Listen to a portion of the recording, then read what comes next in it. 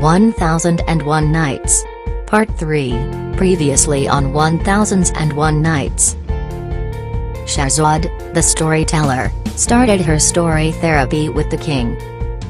Her story was about a businessman, a merchant, who was trading goods with all the world. About how he ended in a dry desert with a purple huge monster. And how he met 3 old men in the desert where was the secret land of the monsters.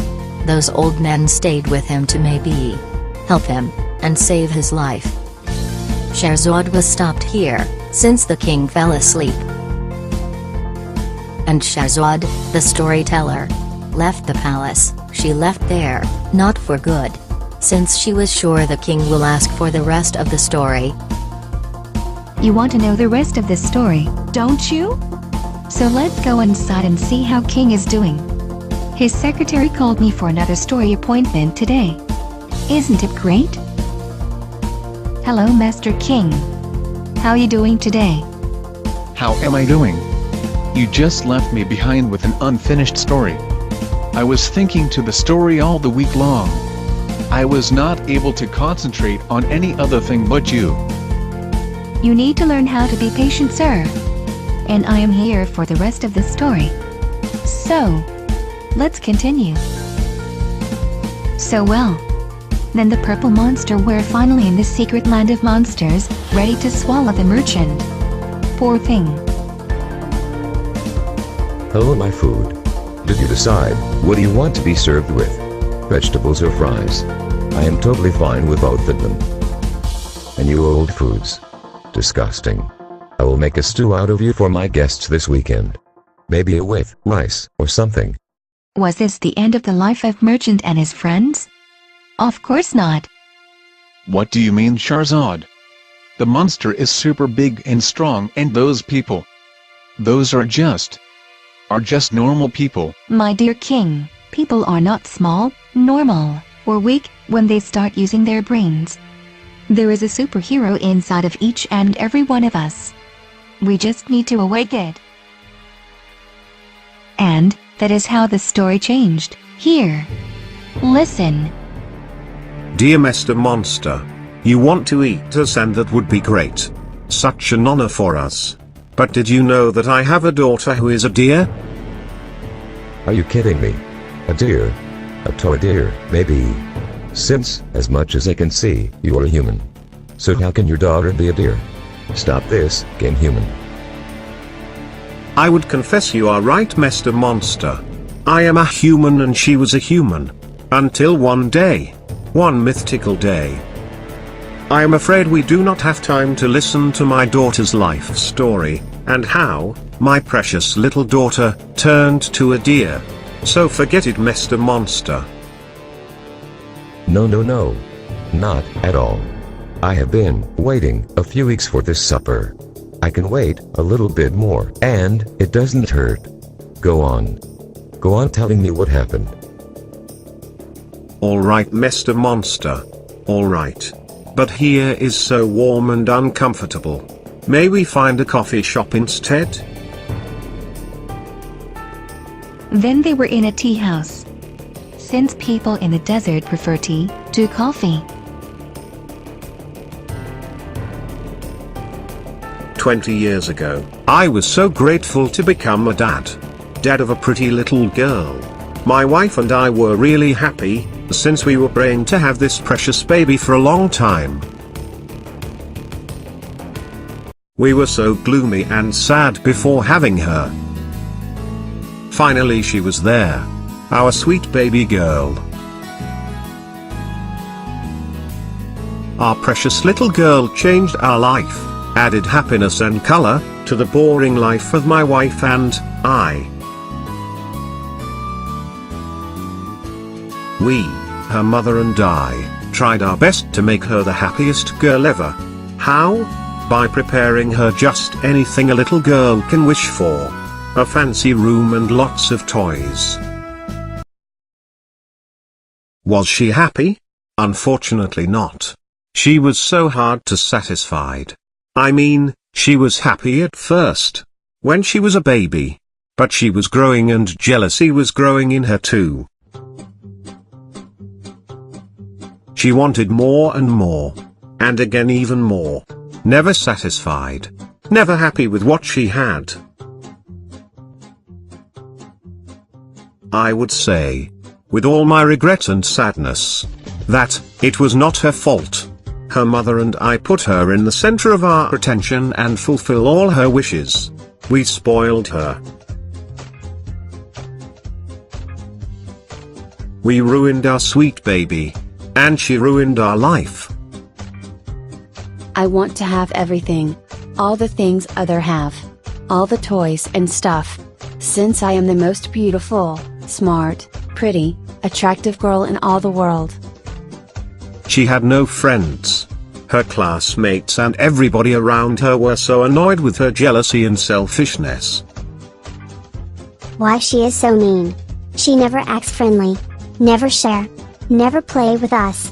What is wrong with her? Let's go girls. Someday. Finally. The disaster happened. I should have known that. My spoiled, mean, jealous daughter. On that day, one of the boys had gotten a new smartphone. My daughter saw that, and, well, she wanted that so bad. The smartphone was not hers. So there was a problem. She had a plot. A devil one. To steal the smartphone. Oh. And she ran away. I would put this ugly smartphone in this locker, which is not obviously my locker. So someone else would be in trouble. They will learn they can't do fancy things at school. I should run and hide.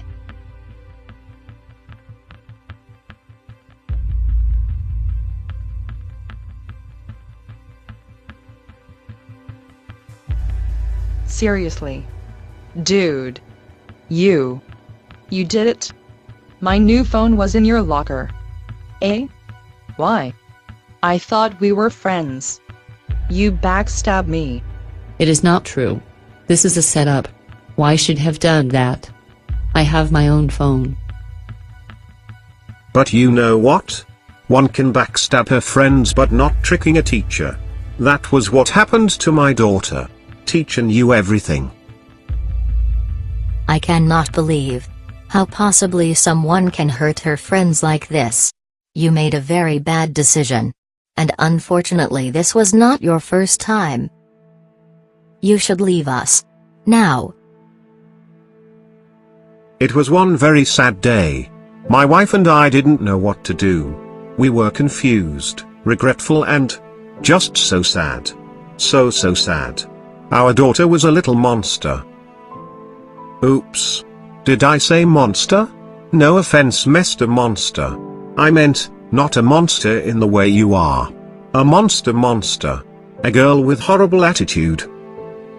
Whatever, human, any kind of monster, or girl, or whatever. Keep telling the story. Then suddenly, my wife, who was so upset, and was crying, stopped crying, looked at me so seriously and said, "Darling, why we did not wish for another thing instead of this trouble? Look at her.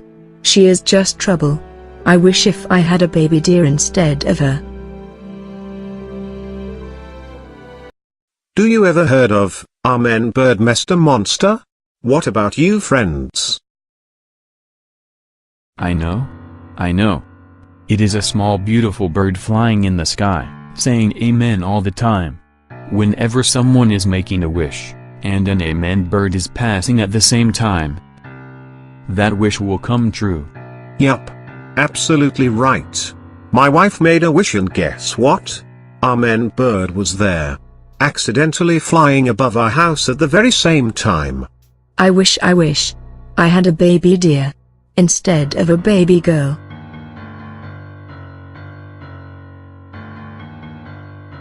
All of a sudden, our daughter disappeared. Then all the house and the furniture started disappearing too. My wife and I were shocked. Oh, what is it? What a beautiful deer. Darling, what does it mean? Isn't it my wish come true? My wife changed to a crazy woman after that. regretting her wish, or enjoying her life as a mommy dear? I never would have known, since she stopped talking after that day. And I end up like that.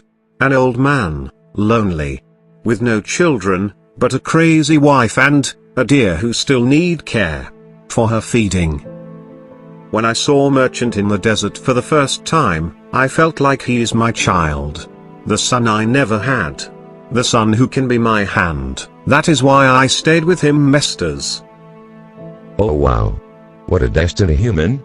You human are so funny. And you know what? I do not have the heart to eat you, since your family depends on you. Those poor ladies, your crazy wife and your daughter, dear, are waiting for you to feed them, scared and starving. Go back, human, go back to them as soon as possible. Alright. The first old man finished his story. And Master King? Sir? Are you with me? Well, guess what? He is sleeping again. So you know what is next, my Kuchak friends? Leave the palace and wait for the next story session with the king. We still have him, and he still have us, and I, Shahrazad the storyteller, have much more stories to tell. See you next time then. Bye my Kuchak friends. Khuda Hafiz. Khuda Hafiz. Kuchak friends.